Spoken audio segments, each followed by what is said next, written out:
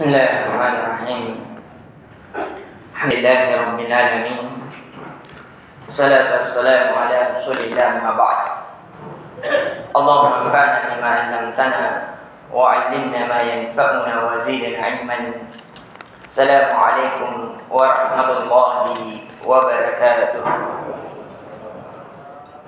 Alhamdulillah, kita kembali memuji dan mengagungkan Allah Subhanahu wa ta'ala yang telah melembutkan hati kita untuk melakukan ketaatan kepadanya, dan yang telah menjauhkan kita dari kemaksiatan yang mengundang murka Allah Subhanahu wa ta'ala kepada kita sekalian, yang dimana bisa kita melihat di luar sana berapa banyak masjid-masjid yang mengumandangkan azan, akan tetapi hatinya tidak tergerak untuk melakukan panggilan Allah Subhanahu wa ta'ala.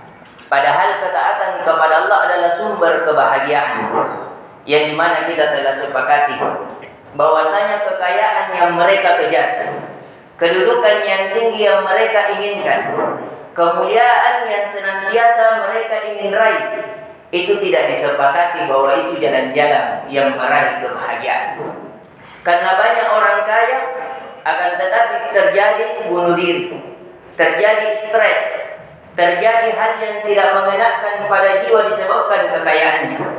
Banyak orang yang memiliki kedudukan yang tinggi, akan tetapi kedudukan yang tinggi itu justru menghinakan dirinya di hadapan manusia. Begitu pula di hadapan Allah Subhanahu wa ta'ala. Akan tetapi sepakat para manusia dari ujung barat dunia sampai ujung timurnya bahwasanya kedekatan kepada Allah adalah jalan kemuliaan. Tidak ada kita melihat ada orang soleh senantiasa berdoa kepada Allah, melakukan ketaatan kepada Allah, kemudian dia tidak dipercayai mengamanahkan suatu amanah. Tidak ada. Semua orang soleh sepakat, semua orang mau mengamanahkan hartanya, kedudukannya, ketika ia melihat bahwa orang tersebut orang yang senantiasa beribadah kepada Allah.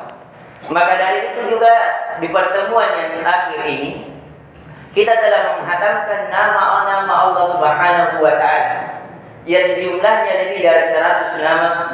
Maka pertemuan kali ini kita akan mempelajari dari faedah-faedah setelah mempelajari fikih Asmaul Husna. Tentunya faedah mempelajari nama-nama Allah Subhanahu wa ta'ala tidak diragukan bahwa seluruh nabi dan rasul itu tidak diutus kecuali 3 pondasi. Yang pertama, ta'riful khalqi ila khaliqihi fi asma'i wa sifatihi. Bagaimana seorang nabi dan rasul mengajarkan kepada manusia untuk mengetahui sang pencipta dengan nama-nama dan sifatnya yang maha tinggi. Maka dari itu kita melihat semua para nabi dan para rasul dari Nabi Adam sampai Nabi Muhammad SAW itu tidak mengajak kecuali terus mengajak untuk mendekatkan kepada Sang Pencipta. Tidak ada satu syariat kecuali yang mendekatkan kita kepada Sang Pencipta. Maka dari itu kita melihat ketika kita mempelajari Allahu Ar-Razzaq, Allah Maha Pemberi rezeki.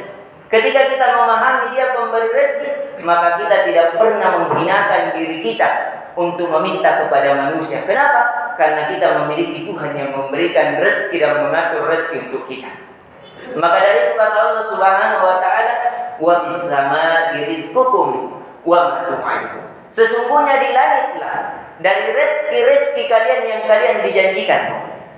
Ini artinya rezeki kita bukan di bumi, tapi rezeki kita ada di langit yang telah dicatatkan ketika kita masih di dalam kandungan ibu kita.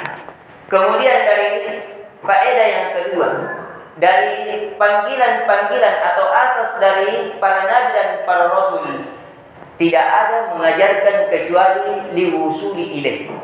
Semuanya mengajarkan agar kita sampai kepada Allah Subhanahu wa ta'ala. Misalnya salat yang kita lakukan, kita tidak mengetahui suatu ibadah, bagaimana cara kita beribadah kepada Allah kalau tidak diajarkan oleh Rasul. Oh, salat caranya begini, berdiri, ruku dan sujud. Oh, mengetahui Allah yang maha melihat, yang maha mendengar, yang maha pemberi rezeki, kecuali Nabi kita mengajarkan bahwasanya Allah melihat semut hitam yang berjalan di atas batu hitam pada malam gelap gulita. Bagaimana lagi dengan kita yang lebih besar dari semut yang melahirkan sifat rasa takut ketika kita ingin bermaksiat kepada Allah Subhanahu wa taala. Jadi dari faedah-faedah yang bisa kita dapatkan mempelajari nama-nama dan sifat Allah Subhanahu wa taala, yang pertama berarti kita sudah memiliki keimanan. Karena kita memahami Allah Maha melihat, itu bisa mengantarkan kita untuk tidak bermaksiat kepadanya. Seandainya di antara kita sudah masuk keilmuan di dalam hatinya bahwa Allah Maha melihat, maka dia tidak akan pernah melihat dari apa yang Allah murkai. Dia tidak akan pernah melihat dengan apa yang Allah jauh darinya. Begitu pula Allah Maha mendengar, Allah Maha memperhitungkan. Pasti setiap ucapan yang kita ucapkan, kita perhitungkan pula. Ini yang bisa kita berikan sekali lagi, diingatkan kepada kaum muslimin bahwasanya faedah mempelajari Asmaul Husna itu akan memupuk keimanan.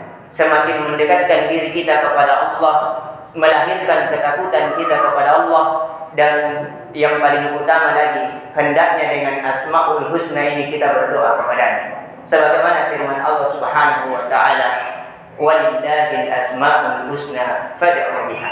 Sesungguhnya milik Allah lah nama-nama yang indah, maka berdoa kepadanya. Barang siapa yang di antara kita yang berharap rezeki, tidak ada lagi harta yang dia miliki, ada hajat yang dia mesti penuhi, maka mintalah kepada Ya Allah Ya Razzaq, Ya Allah yang Maha Pemberi rezeki, urzuqni, berikan rezeki kepada saya.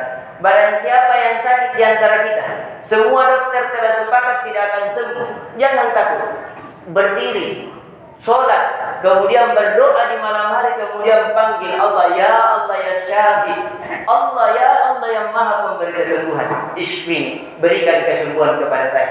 Tidakkah kita melihat Nabi Syuaib yang dimana semua keluarganya meninggalkannya karena sakitnya? Bagaimana Nabi Ya'qub? Bagaimana ketika Yunus di dalam perut ikan, tidak ada yang mampu menolongnya, tapi dia ketika berdoa kepada Allah, Allah menyelamatkannya dan menyelamatkan keluarganya. Ini yang bisa kita berikan sekali lagi. Subhanakallahumma bihamdik, asyhadu an la ilaha illa anta, astaghfiruka wa atubu ilaik.